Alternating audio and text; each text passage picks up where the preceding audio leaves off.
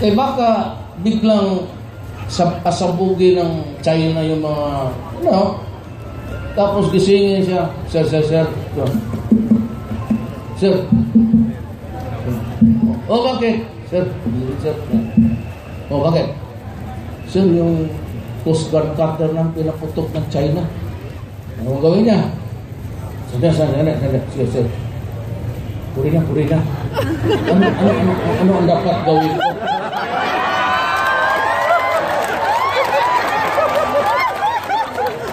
Ayan. Ito diretso na lang kasi binay. Yung isa, bubutok ito? Nakadruga kayo. Tomorrow, I said, I was just somebody who told me. Labas yung money laundering. May isang account lang sa ng banko.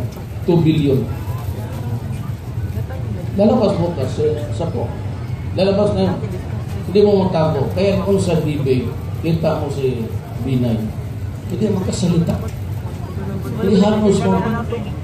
Labas mo. No? Gano'n eh.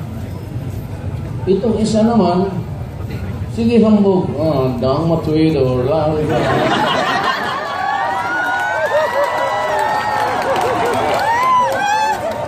Kung maintindihan ko anong gusto saan? Puro English. Ano ba? Sabi ko, daang matuwid, pulok-pulubot. Ang binigay mo sa amin.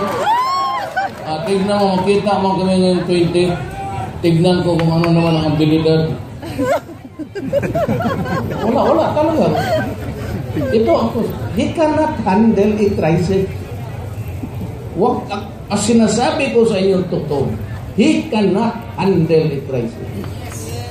Yung isa naman, he cannot control his, kaya malaki ang braso. Kita mo t-shirt niya talagang, ako payat na ako. Kumpanya. Kanya hanggang ngayon, pero hindi ka sa Bisaya, hindi malalim mag-count ka ng bilyon, ha? Sige, kawitik ng kamay mo dyan. Dako, braso. Ang akin, daw, tagay sa akin, extrajudicial killing. Sige, para wala na isa mo. Totoo, sino pinatay ko? Kriminal? Ano mo makuha kung patayin ko?